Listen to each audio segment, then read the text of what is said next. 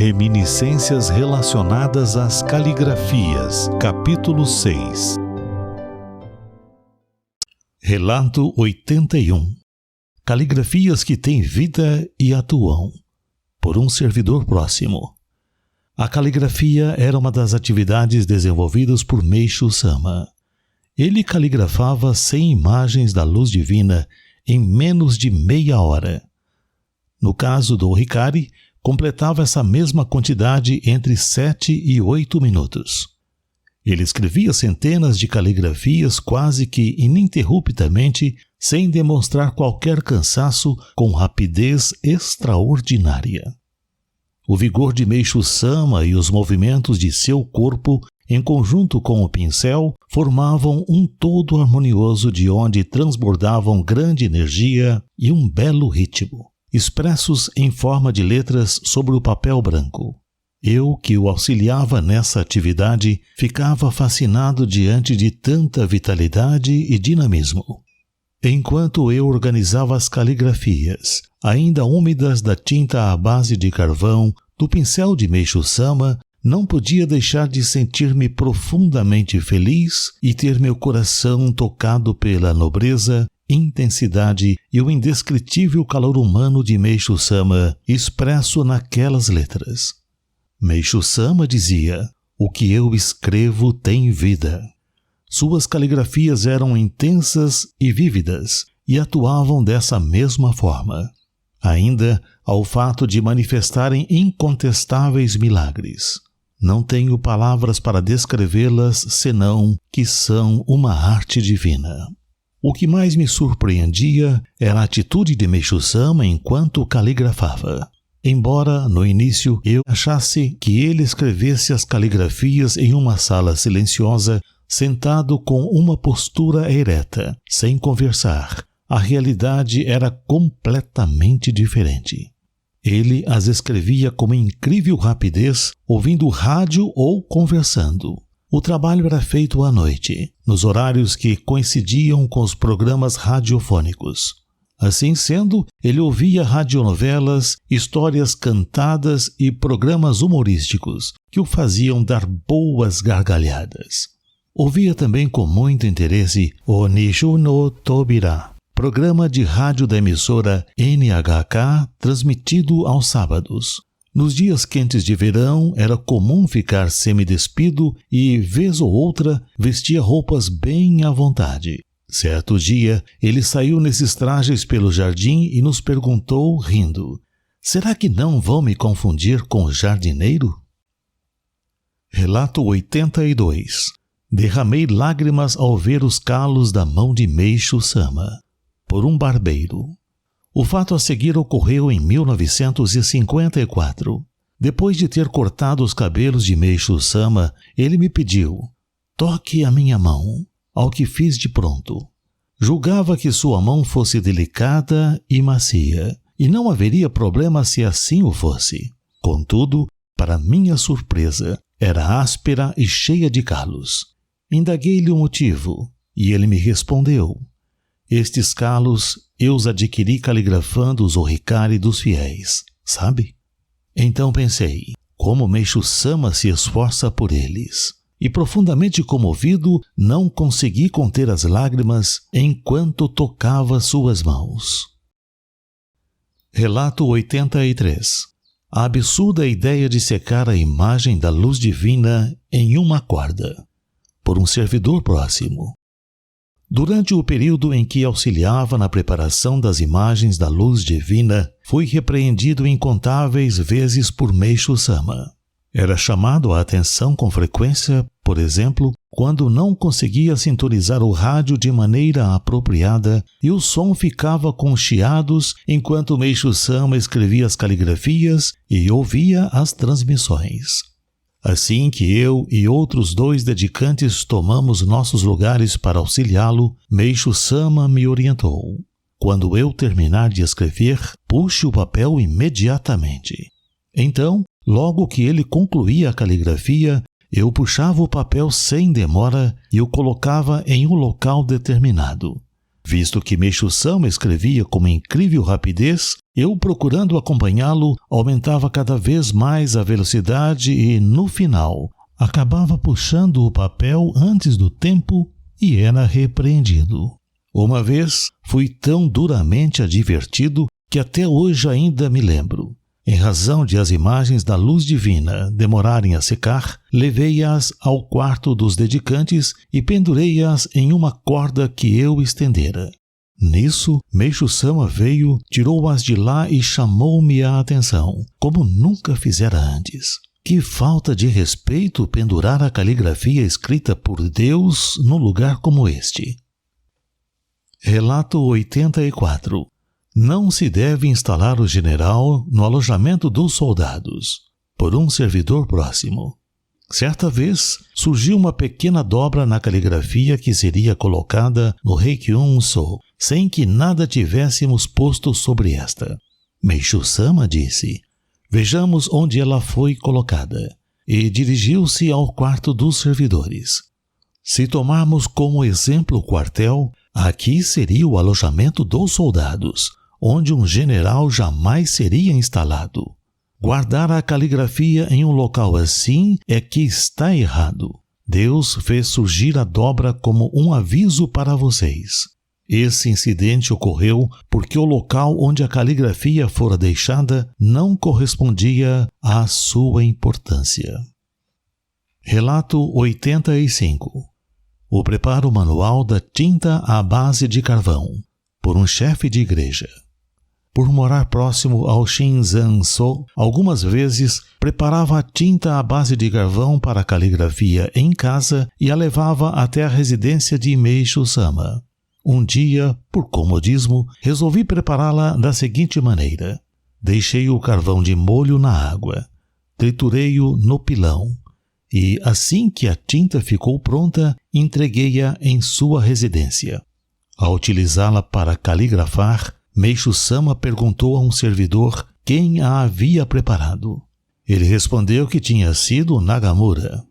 Em seguida, Meixo Sama mandou-me chamar e advertiu-me. Não sou nenhum fabricante de lanternas de papel, que usa qualquer tinta para pintá-las. A tinta deve ser preparada esfregando-se o carvão na pedra Suzuri. Além de ser um aprimoramento para quem a prepara, ela fica mais brilhante. Relato 86. Que ideia é essa de utilizar uma máquina de fazer tinta à base de carvão? Por um servidor próximo. Por volta de 1949, Meixo Sama caligrafava intensamente. Dessa forma, a tinta à base de carvão que nós preparávamos era insuficiente para seu uso. Então, ficamos a imaginar se não haveria um meio mais rápido de prepará-la. Posto que esfregar o carvão manualmente era cansativo, pensamos em um método inverso no qual o carvão ficasse fixo e o Suzuri se movesse. Usando como base um esmeril com motor, tivemos a ideia de uma máquina de fazer tinta à base de carvão. Assim, solicitamos a uma igreja que fabricasse a máquina a título de experiência. Tendo obtido um ótimo resultado ao testá-la, imediatamente fomos comunicar o fato a Meixo Sama. Ele achou graça e disse: "Eu não sou fabricante de guarda-chuvas nem de lanternas de papel. Que ideia é essa de utilizar uma máquina para fazer a tinta à base de carvão? Em absoluto, ela deve ser usada. O carvão precisa ser esfregado com makoto. Principalmente a tinta destinada às letras da imagem da luz divina e do Hikari, de valor inestimável, não pode ser preparada com um pensamento tão leviano. Por mais trabalho que dê, preparem-na manualmente." Desse modo, ele não permitiu o uso da referida máquina. Relato 87. Bastava obedecer ao que Meixo Sama dizia, por um servidor próximo. Disse que ser prestativo em excesso pode ser prejudicial. Lembro-me que, quando procurávamos ser solícitos, muitas vezes éramos repreendidos por Meixo Sama. O fato a seguir ocorreu durante a escrita de caligrafias. Havia um braseiro próximo de Meixo Sama. Presumo que, por sentir muito calor, ele tentou empurrá-lo para o lado. Então, um dos servidores fez menção de levá-lo para o canto da sala. Meishu-sama chamou-lhe a atenção. Ei, o que você está fazendo? Basta obedecer ao que eu digo. Não precisa fazer mais do que o necessário. Relato 88. Não seja radical. Por um servidor próximo. Em uma ocasião, durante os trabalhos de caligrafia, Meishu-sama disse o seguinte: quando não sabemos se a tinta à base de carvão está fraca ou forte, é que ela está na densidade ideal. Quem conseguir isso é um herói. Normalmente, quando comento que a tinta está forte demais, as pessoas a tornam muito fraca e vice-versa. Denomino essas pessoas de radicais. Na política ocorre o mesmo. Enquanto houver a direita e a esquerda, é sinal de que ela ainda não é verdadeira. Atingir o ponto de equilíbrio é muito fácil, embora todos afirmem o contrário. Eu sempre ajo dentro desse ponto. Entretanto, diante das dificuldades, nós tendemos aos extremos que nos levam ao estado infernal, embora saibamos que o ponto de equilíbrio é que caracteriza o estado paradisíaco. Relato 89. O melhor é atingir a justa medida. Por um servidor próximo. Eu era um dos dedicantes que preparava a tinta à base de carvão que Meishu-sama usava para as caligrafias e imagens. Certa vez ele me disse: se você prepará-la na justa medida, já poderá ser considerado plenamente qualificado. Ainda assim, dificilmente atingia o resultado almejado. Só de mergulhar o pincel, Meishu-sama percebia a densidade da tinta à base de carvão e dizia: está ótimo, ou está um pouco grossa. Quando estava densa, ele pedia água quente, e quando rala, mais tinta. Eu fazia de acordo com as instruções. Muitas vezes ficava apreensivo e pensava: será que a tinta não ficará fraca ou forte demais? Entretanto, quando o Meishu-sama indicava que já bastava, infalivelmente, a tinta estava no ponto ideal. Era espantoso ver como ele não errava. Meishu-sama nos ensinou: o melhor é atingir a justa medida. Vocês não conseguem porque tendem sempre aos extremos. Presumo que, através dessas palavras, ele estava nos ensinando a sermos maleáveis. Relato 90. A percepção aguçada de Meishu-sama. Por um servidor próximo.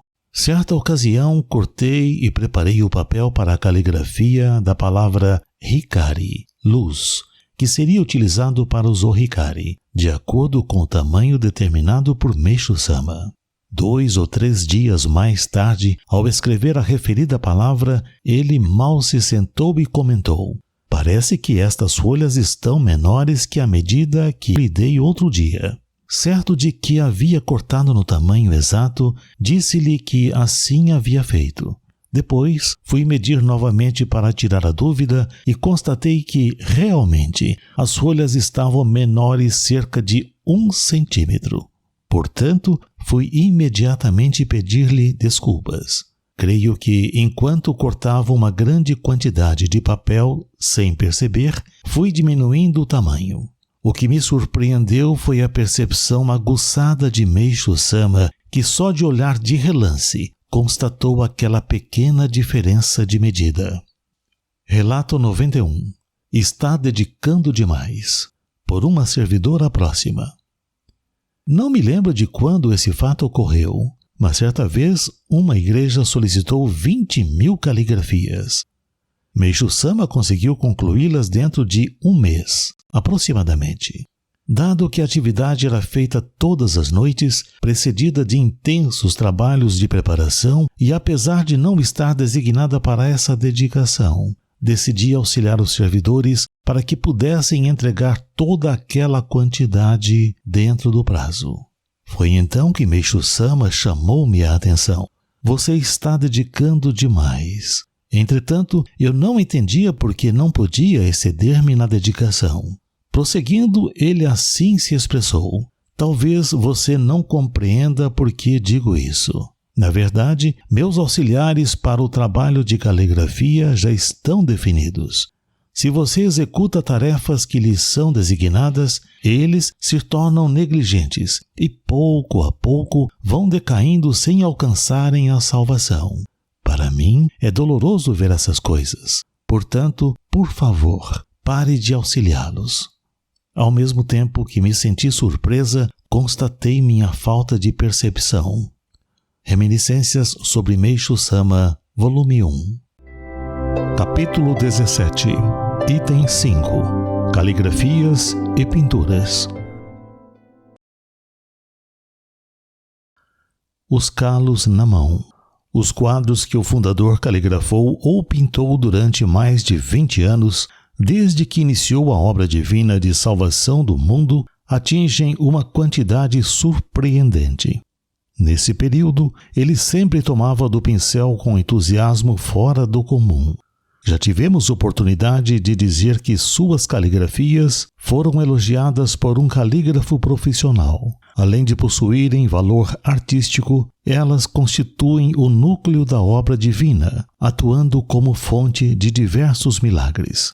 Em 1931, o mestre pintou Hinode Kannon. Em 1934, Senju Kannon e muitos outros quadros.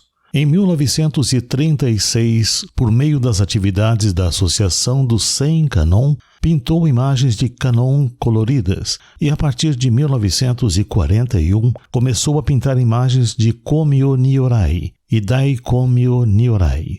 Ainda na mesma época, com o avanço da obra divina, o número de fiéis que desejavam adquirir imagens de Kannon aumentou, e ele pintou-as em grande quantidade. Kannon segurando uma pedra preciosa ou um sutra. Kannon em cima das nuvens, sentado em posição de meditação. Kannon fazendo pregações. Kannon deslizando sobre as nuvens e assim por diante.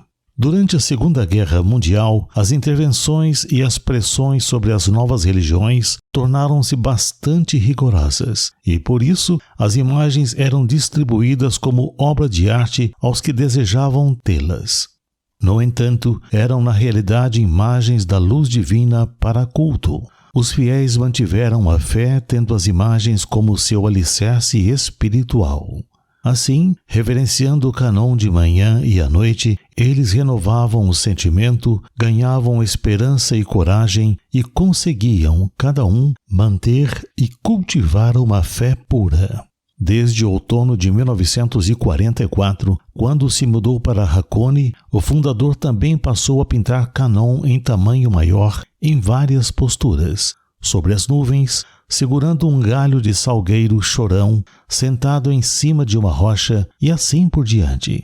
A partir dessa época, os pedidos de imagens pintadas e caligrafias aumentaram rapidamente, e ele se viu ainda mais atarefado.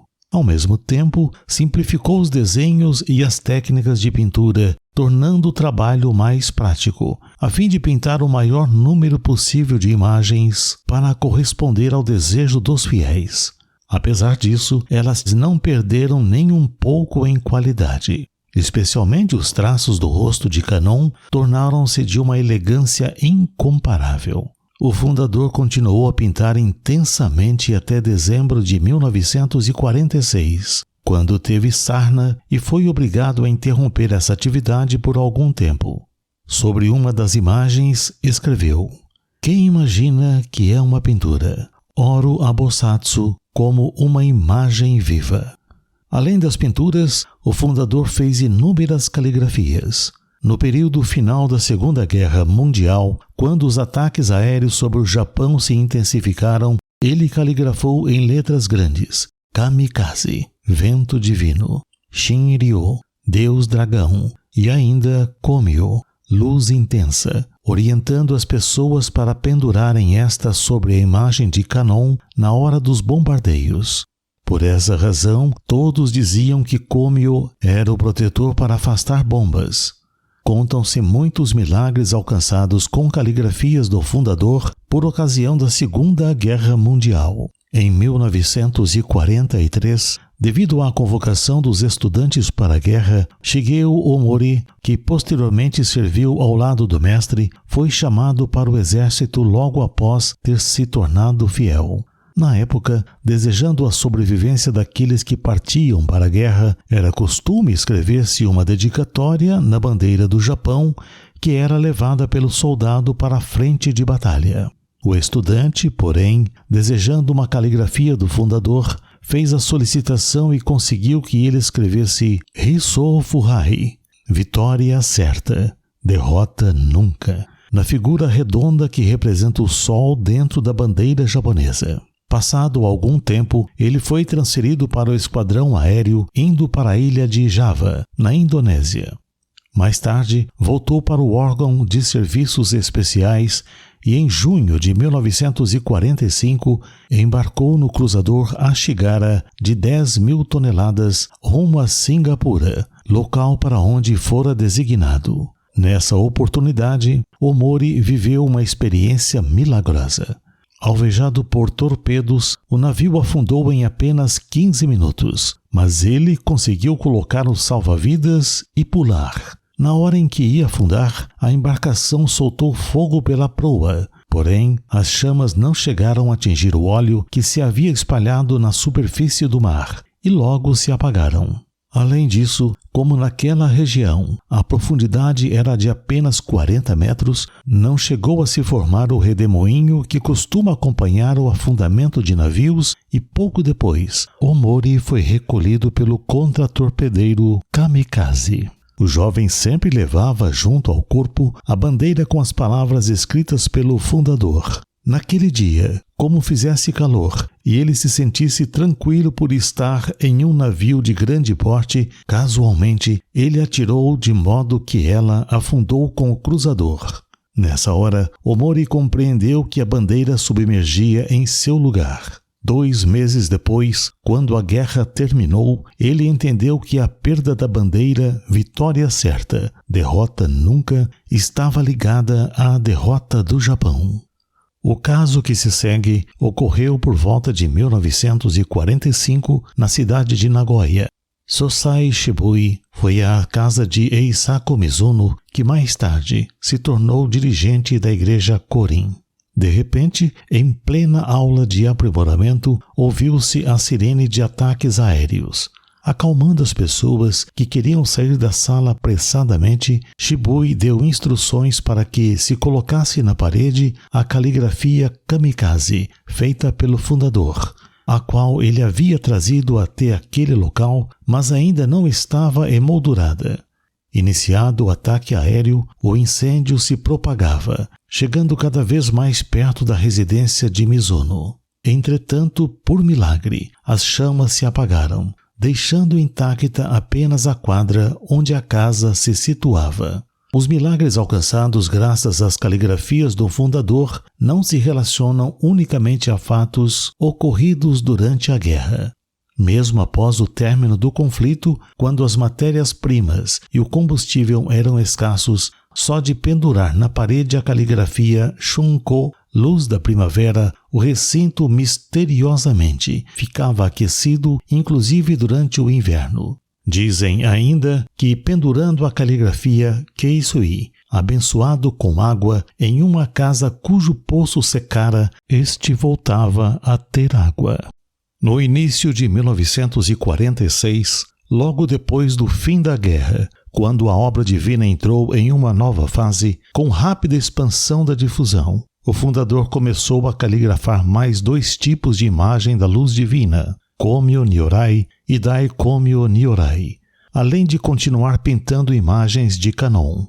Alguns meses depois, purificando com sarna, doença que o deixou acamado, ele não pôde pegar no pincel por uns tempos. No ano seguinte, quando começou a se restabelecer, passou a confeccionar as imagens da luz divina unicamente com letras, não mais pintando a figura de Kannon. Segundo o fundador nos ensina, letra é espírito e desenho é matéria. E por isso, a caligrafia tem um nível mais elevado que a pintura. Daí podemos concluir que essa modificação foi uma providência de Deus decorrente da expansão da obra divina. Doente na cama, fico a pensar no incalculável número de pessoas enfermas que existem no mundo. A partir dessa época, o omamori, objeto de proteção, constituído pela palavra komyo, o qual levava o sinete nyorai, teve esta palavra substituída por jo, purificação, com o sinete gyo. Ao ser instituída a Igreja Canon do Japão em 1948, passou a ser caligrafada a palavra hikari, luz, e o sinete foi substituído pela pressão do pincel sobre o papel, deixando uma marca semelhante a um ponto. Criaram-se mais 2 tipos de omamori, com as palavras komyo, luz intensa, e dai komyo, luz muito intensa, respectivamente. Mais tarde, as palavras que constituíam as 3 categorias de omamori foram substituídas por jo, joriki, poder purificador, ou joko, luz purificadora, e dai joriki, grande poder purificador, ou dai joko, grande luz purificadora. Contudo, logo voltaram as antigas palavras, ou seja, hikari, komyo e dai komyo, escritas em sentido vertical, as quais continuam até o presente. A partir de 1962, o termo omamori, da época do fundador, foi substituído por ohikari, luz divina. Assim, o ohikari usado pelos fiéis sofreu diversas modificações, traçando sua história de acordo com a providência divina nos diferentes períodos. Certo dia, por volta de 1954, enquanto cortava o cabelo, o fundador estendeu a mão a Toshisaburo Saegusa, seu barbeiro, e disse: "Toque a minha mão." Saegusa mostrou-se muito surpreso, pois julgava-a delicada e macia, mas constatou que era áspera e cheia de calos. O mestre lhe disse: "Estes calos eu os adquiri caligrafando os ohikari dos fiéis, sabe?" Ao ouvir essas palavras, o barbeiro ficou profundamente comovido e pensou: como Meishu-sama se esforça por eles. Reminiscências sobre Meishu-sama, volume 1, relato 82. Obviamente, o fundador colocou tanto empenho nas caligrafias e pinturas porque o poder de Deus atuava através delas, ou seja, elas tinham um papel central na obra divina. Assim, durante sua vida, pintou cerca de 7.000 figuras de Kanon e Nyorai e fez pelo menos 1 milhão de caligrafias, incluindo os omamori. Luz do Oriente, volume 3. Leiam o mais possível os escritos divinos. Como todos sabem, até agora, viemos nos valendo do Jorei e das publicações para divulgar nossa religião. Daqui em diante, vamos difundi-la também em diversas localidades por meio de mesas redondas, palestras, etc., ou seja, por meio da audição. Até agora, tínhamos a difusão por meio da cura de doenças e da visão. Daqui em diante, acrescentaremos a difusão por meio da audição. Esperamos obter resultados significativos com esse método 3 em 1. Naturalmente, a difusão por meio da audição significa que explicaremos tudo sobre nossa religião por meio da palavra, demonstrando que se trata de uma religião extraordinária. Entretanto, para conduzirmos as pessoas a tal compreensão, é necessário que nós mesmos tenhamos vasto conhecimento sobre a fé. Afinal de contas, precisamos despertar-lhes o sentimento de desejar ingressar na fé messiânica por sentir que é realmente boa e maravilhosa. Muitos dizem que não sabem falar bem e que são péssimos oradores. Todavia, esse é um pensamento equivocado, pois não é com belas palavras que conseguimos tocar o coração do próximo. Como sempre digo, o que move as pessoas é o nosso makoto. É com ele que tocamos a alma do ouvinte, ou seja, nós a despertamos e a movemos. É só isso. Logo, falar bem ou não é uma questão de segunda ordem. Mesmo para sensibilizar as pessoas com nosso fervor e macoto, precisamos ter entendimento suficiente para tal. Assim sendo, faz-se necessário aprimorar o próprio conhecimento e, acima de tudo, ler os escritos divinos.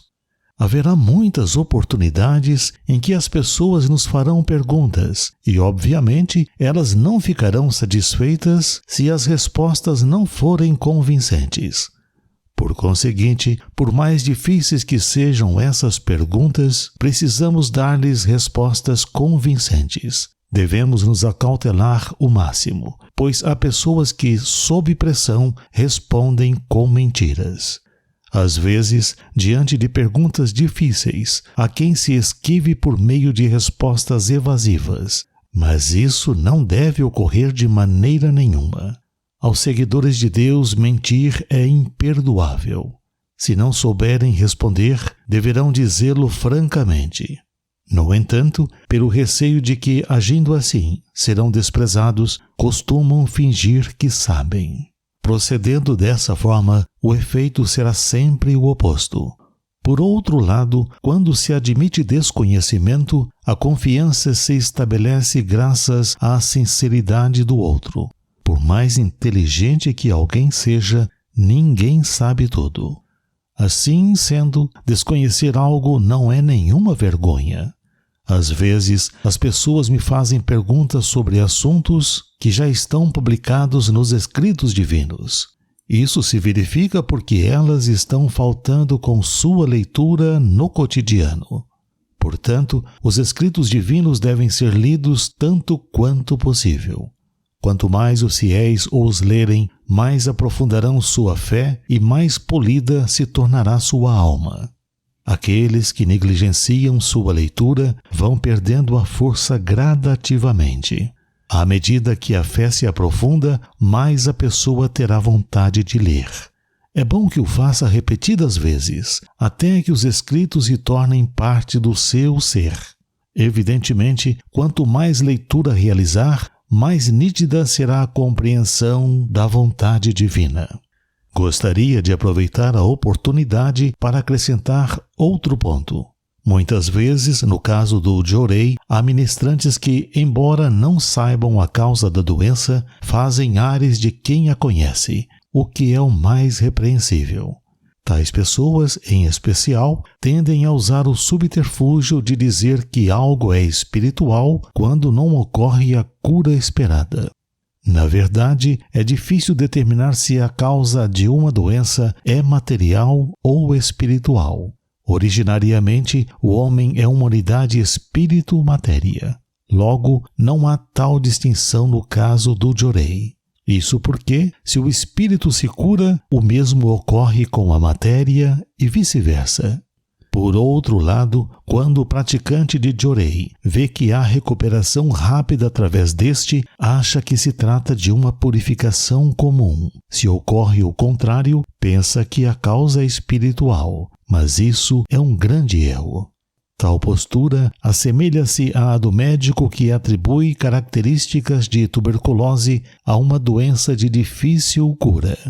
Por Meishu Sama, em 29 de novembro de 1950. Coletânea Alicerce do Paraíso, volume 4. Minha Luz.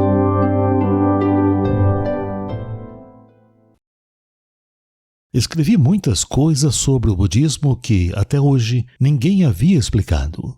Os leitores talvez se surpreendam, mas eu tomei conhecimento delas através da revelação divina.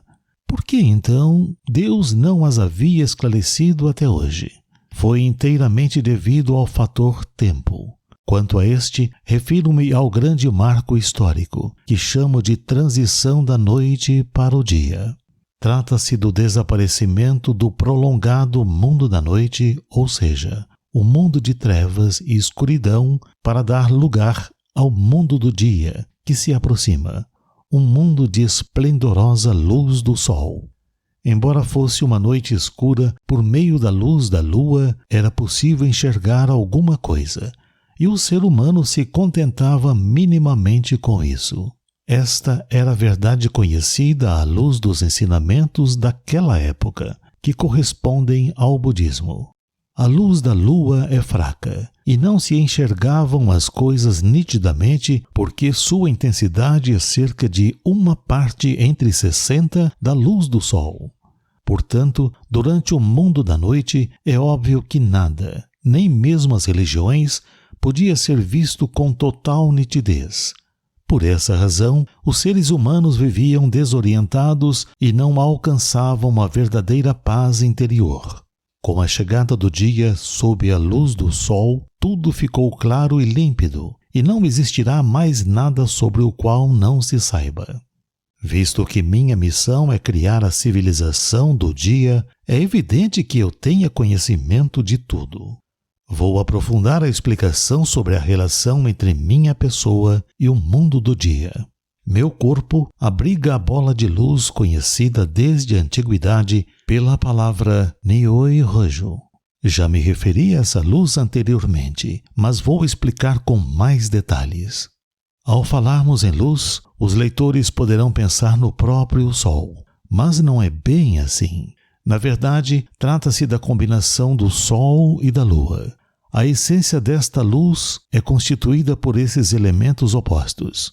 Como meu corpo físico é elemento terra, quando essa luz se assenta nele, ocorre a atuação conjunta dos 3 elementos: fogo, água, terra. Será que as pessoas comuns são formadas apenas pelo elemento terra? De forma alguma. Elas também possuem luz, embora esta seja pequena e fraca.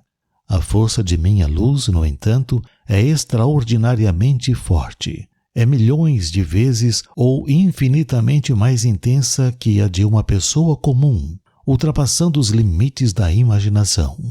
Em suma, diariamente, escrevo 3 tipos de caligrafias para o Hikari: Hikari, Komyu ou Dai-Komyu. Colocado junto ao peito, manifesta-se imediatamente a força capaz de curar as doenças. Isso se deve à força da luz, irradiada da palavra escrita por mim no Hikari. Nunca precisei rezar ou fazer qualquer coisa especial para escrevê-la. Simplesmente escrevo-a rapidamente, folha por folha. Levo em média 7 segundos em cada uma e escrevo facilmente cerca de 500 por hora.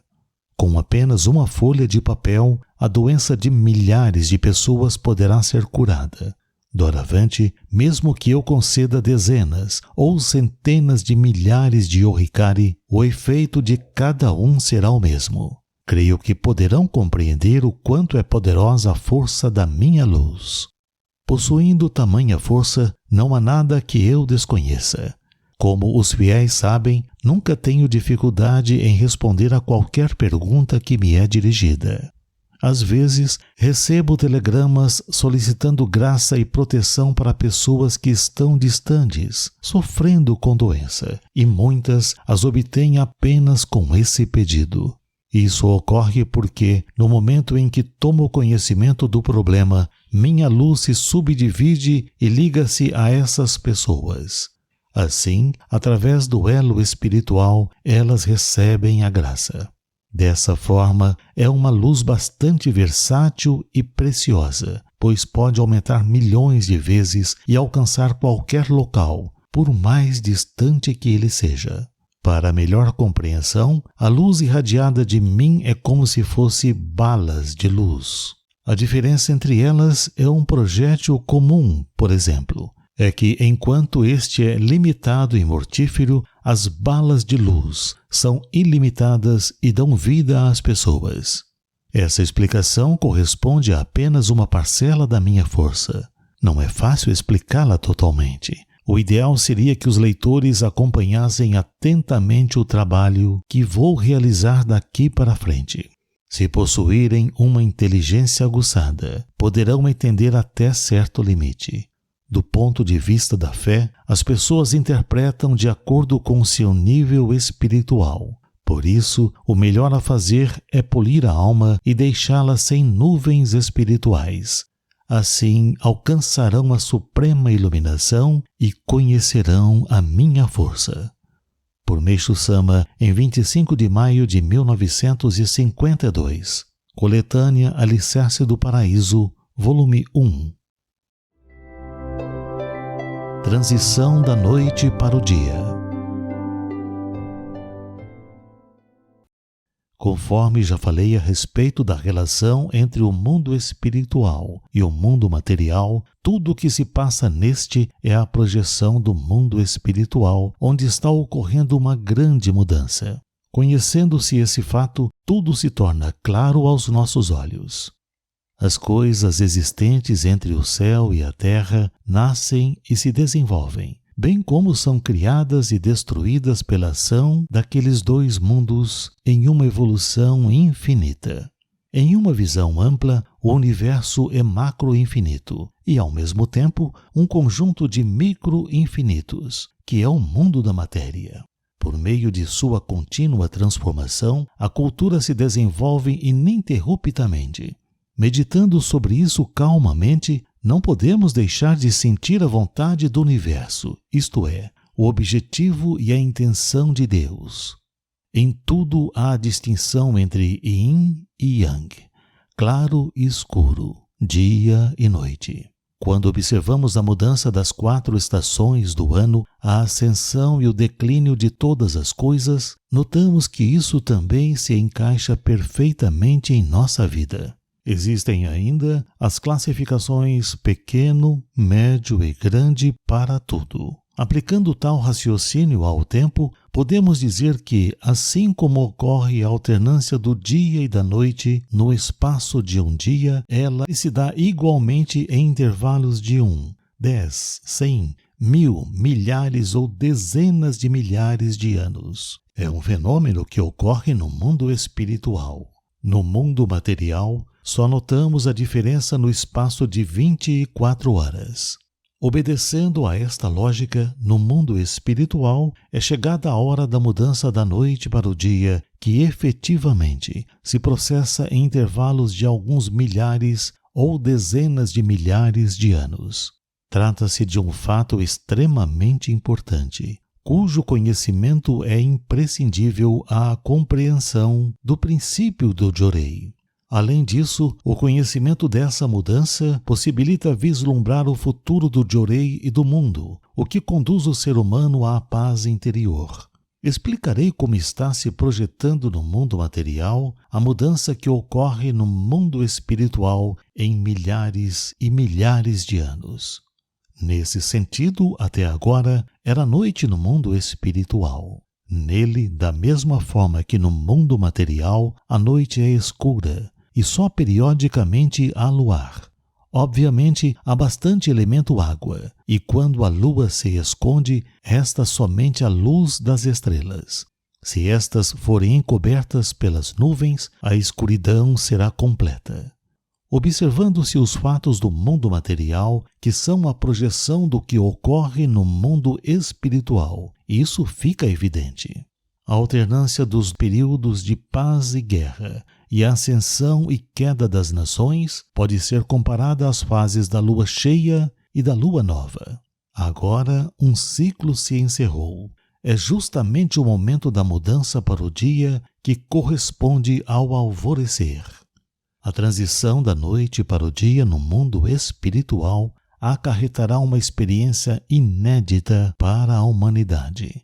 Uma grande, espantosa, temível e ao mesmo tempo feliz mudança está para ocorrer e seus sinais já estão surgindo. Vejamos. O mundo do dia é como no mundo material. Primeiro, aparecem pinceladas da luz do sol no horizonte, a leste. Atentem, por exemplo, para a grande transformação ocorrida no Japão, que fica no extremo leste do planeta, ou seja, o país do sol nascente. Nele já se iniciou o fim da cultura da noite, ou seja, da cultura existente.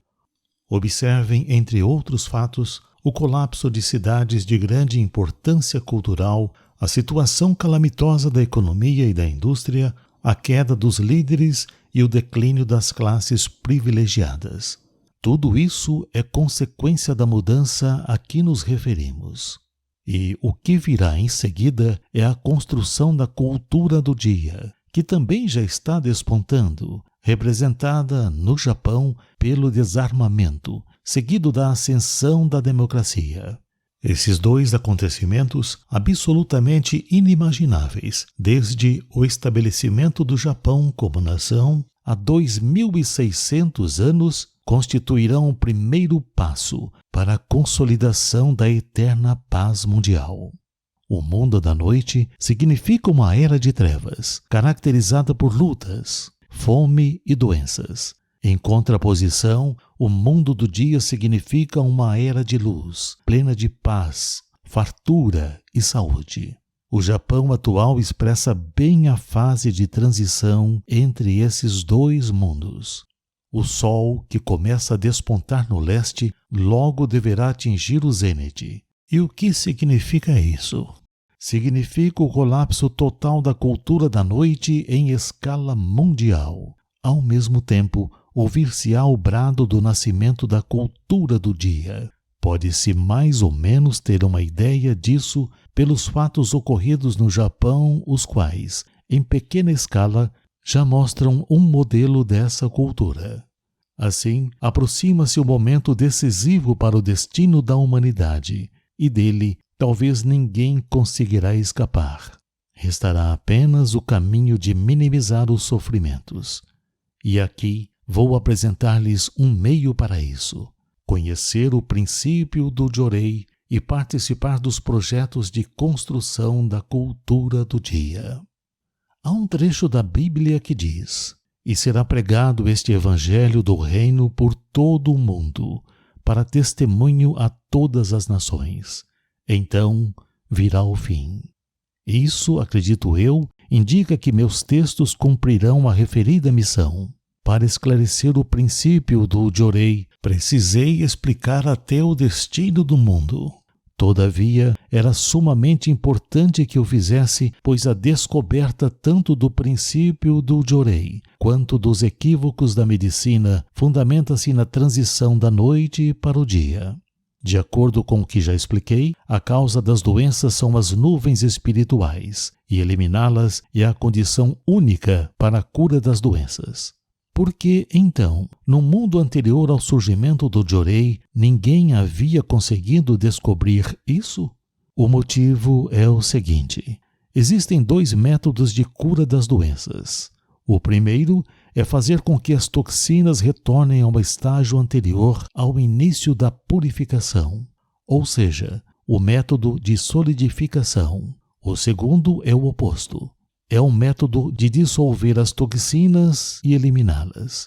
Assim sendo, acredito que os leitores puderam compreender que a medicina convencional utiliza o método de solidificação e o Jorei o método de dissolução. Sendo o princípio do Jorei a irradiação da misteriosa luz invisível emanada do corpo humano, qual seria então a natureza dessa luz? Ela é uma espécie de energia espiritual, peculiar ao corpo humano, e seu componente principal é o elemento fogo. Portanto, na ministração do Jorei, necessita-se de grande quantidade desse elemento. À medida que se aproxima o mundo do dia, o elemento fogo vai aumentando no mundo espiritual, pois a fonte de irradiação desse elemento é o Sol. Assim sendo, além de ser eficiente na eliminação das doenças, o elemento fogo possui mais um fator de importância decisiva. Seu incremento no mundo espiritual acelera o processo de purificação do corpo material, porque a transformação ocorrida naquele mundo causa influência direta no corpo espiritual. O aumento do elemento fogo tem a função de auxiliar a intensificação da energia purificadora das nuvens espirituais. Dessa forma, ao mesmo tempo que as doenças aparecerão mais facilmente, o tratamento solidificador empregado pela medicina atual terá um efeito cada vez menor e, por fim, se tornará ineficaz. No mundo da noite, era preciso que transcorressem vários anos para haver uma nova dissolução das toxinas anteriormente solidificadas. Mas esse período diminuirá para 1 ano, meio ano, 3 meses, 1 mês e, no final, a solidificação se tornará impossível. Um excelente exemplo do que estamos dizendo é a vacinação. O fato que se segue é verídico e ocorreu no Japão. Há algumas décadas, diziam que uma aplicação de vacina imunizava a pessoa para o resto da vida. Mas, aos poucos, o período de imunização foi reduzido para 10 anos, depois para 5, e nos últimos tempos seu efeito tornou-se pouco eficaz. A cada ano que passa, outros tipos de doenças tendem a aumentar. Esta é uma realidade que não podemos deixar passar despercebida. Pelo exposto, os leitores poderão entender que, pouco a pouco, está se processando a transição da noite para o dia. Na era da noite, para o tratamento das doenças, era mais vantajoso solidificar as toxinas que dissolvê-las, pois não havia elemento fogo suficiente para promover sua dissolução. Assim, era inevitável adotar-se provisoriamente o método de solidificação. Eis a pavorosa falácia que se tornou a causa dos sofrimentos da humanidade, como as guerras, a fome, as doenças e a diminuição da duração da vida. Sendo assim, quando será a transição da noite para o dia? Creio que o fim da transição não demorará muitos anos. Isso porque, se observarmos, por exemplo, dezenas de milhares dos meus discípulos estão ministrando Jorei, e a cada ano, a cada mês, os resultados se tornam cada vez mais evidentes. Em outras palavras, as doenças que anteriormente demoravam 3 meses diminuíram para 1 mês, 15 dias. As que duravam 10 dias passaram para 3 dias. Todos têm falado que, com o avançar do tempo, o período está sendo encurtado. Isso mostra o aumento do elemento fogo no mundo espiritual. E é uma prova de que o mundo do dia está se aproximando cada vez mais. Por Meishu Sama, em 5 de fevereiro de 1947, Coletânea Alicerce do Paraíso, volume 1. Dinheiro mal ganho, dinheiro mal gasto. Há um provérbio que encerra uma grande verdade. Dinheiro mal ganho, dinheiro mal gasto. Vou interpretá-lo espiritualmente. Em se tratando de especulação, existem vários tipos, tais como a bolsa de valores, o aumento ou a redução do preço das mercadorias, as apostas em corridas de cavalo, etc. De todos eles, o mais representativo é a bolsa de valores e, por essa razão, vou me deter em sua análise. Na época em que eu não seguia nenhuma religião, lancei mão desse tipo de aplicação financeira. Durante alguns anos, vendi e comprei ações, mas acabei tendo um grande prejuízo. Naturalmente, esse também foi um dos motivos que me levaram a entrar para a vida religiosa. E os conhecimentos que adquiri sobre o lado espiritual da questão me mostraram que jamais se deve fazer tal tipo de aplicação. Gostaria, portanto, que as pessoas interessadas na Bolsa de Valores não deixassem de ler este artigo. É costume dizer que, na Bolsa de Valores, 100 pessoas perdem para uma lucrar. E é exatamente assim. Não existe, entretanto, uma só pessoa que, tendo se tornado rica da noite para o dia, consiga conservar a fortuna por muito tempo. Além disso, quem tem grandes ganhos é quem mais perde. Quanto mais a pessoa lucra, um precipício ainda maior estará à sua espera. Espiritualmente, a explicação é a seguinte. As pessoas que perdem na Bolsa de Valores, na sua maioria, sentem-se decepcionadas, inconformadas, querendo recuperar o dinheiro de qualquer jeito. Assim é o sentimento humano. Consequentemente, o ressentimento converge para quem lhes tirou o dinheiro.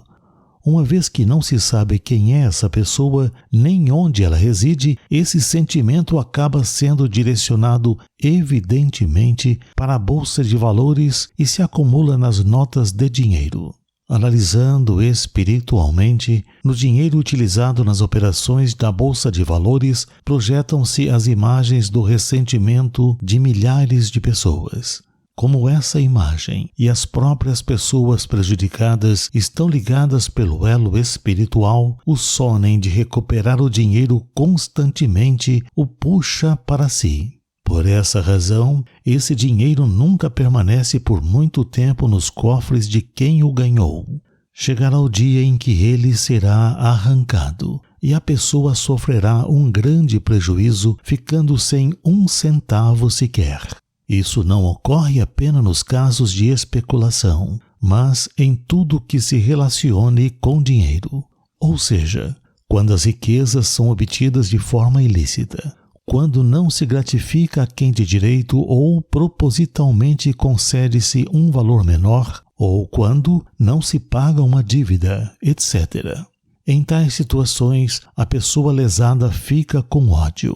Dessa forma, como já disse, quem causa prejuízo a alguém não conseguirá impedir que o dinheiro escape. Outro fato que se precisa saber é que desde os tempos antigos, muitas construções religiosas ficaram reduzidas a cinzas em consequência de incêndios.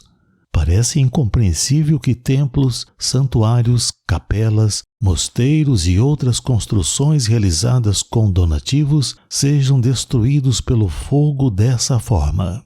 Na realidade, existe um motivo. É que, por ocasião de se angariarem fundos para construí-los, forçou-se a situação. Por exemplo, às vezes, determina-se uma quantia para os membros ou igrejas filiais, que são forçados a colaborar, o que não é natural. Tratando-se de donativo religioso, o correto é que a quantia seja determinada pela livre vontade da pessoa. Só quando se faz com alegria e satisfação é que a oferta se torna verdadeiro donativo. Outro fator é que a utilização dessas construções deve estar de acordo com a vontade dos deuses e não pode haver atitudes que sejam errôneas ou que tornem as edificações impuras. Caso contrário, elas receberão o batismo pelo fogo. Voltando ao caso da Bolsa de Valores, quando o objetivo da compra de ações não for a especulação, mas sim os juros, ou seja, os dividendos, trata-se de um bom investimento, porque isso não representa comprar rancores ou qualquer outro sentimento negativo. Pelo contrário, investimentos são muito necessários ao desenvolvimento da indústria e, por essa razão, sua prática merece ser bastante incentivada. Por Meishu Sama, em 25 de junho de 1949, Coletânea Alicerce do Paraíso, volume 4. 20 anos de dívidas. Eu sofri com as dívidas durante cerca de 20 anos, de 1919 a 1941. Aliás, fui atormentado por elas. Nunca me esquecerei do ano de 1919, quando tinha 38 anos e começamos a acertar o casamento com a minha atual esposa. Logo após a escolha de uma data favorável, pela primeira vez e de maneira repentina, surgiram 3 tipos muito mal encarados que se denominavam oficiais de justiça. Deram-me um papel suspeito e me obrigaram a lê-lo. Dado que eu nunca vivera algo semelhante, fiquei perplexo sem saber o que fazer. Nesse ínterim, eles, revirando cada cômodo, iam colando pequenos adesivos nas peças de valor do mobiliário da casa. Rispidamente, mandaram-me ler um papel em que estava detalhada a razão da penhora. Depois disso, fixaram esse aviso na lateral de um armário e partiram. Ao ler com mais atenção, constatei que havia várias cláusulas legais, e o mais espantoso era a proibição de utilizar livremente qualquer dos objetos penhorados. Caso eu retirasse os adesivos, seria processado de acordo com a lei tal, artigo tal. Fiquei em apuros, já que os adesivos estavam grudados nas gavetas e junções dos armários. Estava claro que o objetivo era não abrir nada, o que me colocou em um impasse. Sem acessar os armários, eu não poderia pegar nenhuma roupa para me vestir. Então, após muito esforço, consegui soltar os adesivos das junções sem danificá-los e ainda não sei de que forma abri as gavetas, o que me trouxe certo alívio. Vou explicar por que esse fato se passou comigo. Já mencionei isso anteriormente. Obtive grande êxito com uma loja de miudezas e pude chegar, partindo praticamente do nada, a uma fortuna muito além da casa dos 100.000 ienes. Com isso, envaideci-me por completo e decidi concretizar um sonho antigo, entrar no mundo do jornalismo. Ao pesquisar um pouco mais, descobri que, naquela época, sem um capital de 1 milhão de ienes, tal iniciativa seria difícil. Decidido a fazer o que fosse para angariar o capital necessário, envolvi-me em vários negócios supostamente lucrativos. Em meio a isso, conheci por coincidência um certo senhor Yoshikawa, um homem experiente, porém ardiloso. Eu era alvo da inveja das pessoas do ramo e, subestimando a realidade do mundo, decidi seguir os conselhos de Yoshikawa. Foi logo após o final da Primeira Guerra na Europa, quando as ações estavam no auge, que iniciei transações financeiras com corretores da Bolsa de Valores. Uma vez que os bancos, confiando em mim, emprestavam dinheiro sem nada perguntar, bastando assinar um cheque pré-datado, pareceu-me um grande negócio cobrar dos devedores 5 centavos de juros por dia. Era um negócio muito vantajoso, pois eu não precisava fazer nada. Assim, cheguei a obter entre dinheiro vivo e cheques mais de 100.000 ienes. Entretanto, o banco que administrava essa transação faliu repentinamente. O Sr. Yoshikawa escondeu o fato e descontou os cheques com agiotas com uma alta taxa de juros, o que foi terrível. Os altos juros se acumularam e, ao se encontrar em um beco sem saída, ele veio desculpar-se. Tudo isso ocorreu inesperadamente. Sem outro jeito, como uma solução momentânea, pedi aos bancos para recusarem o pagamento de todos os meus cheques. Contudo, aí é que os agiotas se enfureceram. Eles tomaram imediatamente as providências para a penhora de acordo com o que descrevi e me acusaram de fraude. Fui intimado a comparecer perante a promotoria, que me interrogou nos mínimos detalhes. Supliquei aos agiotas e, com muito custo, eles aceitaram um acordo de 80.000 ienes, 2/3 da dívida total, sendo uma metade à vista e a outra em prestações mensais. E aí começou o meu sofrimento para saudá-la. Por causa disso, o compromisso de casamento tornou-se impossível. Entretanto, ao expor claramente o acontecido, fui elogiado, pois, em geral, as pessoas escondem fatos dessa natureza. Agi com honestidade e fui considerado uma pessoa especial. Ao contrário do esperado, insistiram para eu continuar os preparativos de acordo com o combinado. Até hoje, lembro-me que pensei o quão estranho era esse mundo. Por causa desse golpe, os negócios ficaram mais difíceis e decidi transformar minha loja em uma sociedade anônima, o que aliviou a situação por uns tempos. Não obstante, em março do ano seguinte, 1920, houve o fatídico pânico no mercado financeiro. A queda do preço dos produtos, as dívidas incobráveis e outros fatores foram o segundo golpe, e a isso, ainda por cima, se somou o grande terremoto de Kanto, do dia 1º de setembro de 1923. A loja, localizada em Kyobashi, na época, queimou totalmente com as mercadorias. o empréstimo se transformou novamente em dívida incobrável e cheguei a pensar que seria impossível continuar o negócio. Mesmo que de maneira precária, continuei as atividades comerciais milagrosamente. Por esse motivo, comecei a detestar a ideia de enriquecer e procurei um propósito de vida na religião. Experimentei várias correntes religiosas, mas não encontrava uma que correspondesse à minha busca. Entre elas, a que mais me atraiu foi a Oomoto, e nela ingressei imediatamente.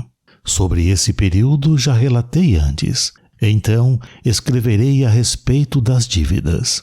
Conforme descrito anteriormente, uma vez que parei de procurar riqueza financeira, tornou-se impossível pagar as dívidas e os agiotas começaram a me perseguir um após o outro. De qualquer forma, já que não dava para viver somente do agradecimento dos que tinham a doença curada através da fé, diminuí radicalmente as despesas do dia a dia e fui levando a vida da maneira mais comedida possível para pagar as dívidas aos poucos.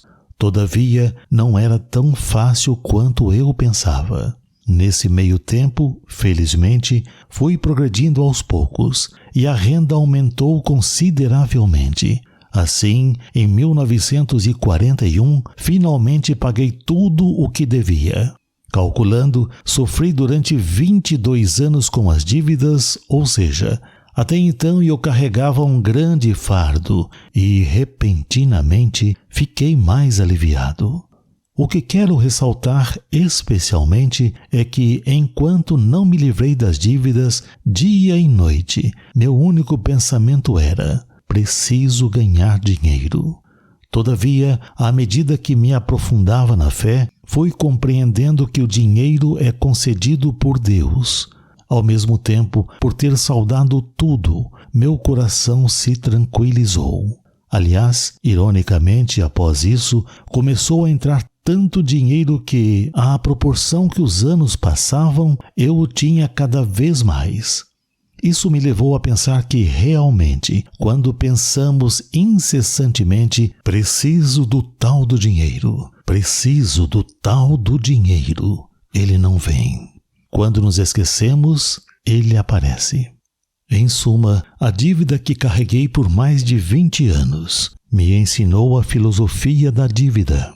Talvez pareça estranho que eu, um religioso, escreva sobre esse assunto, mas o faço por acreditar que isso pode servir de referência.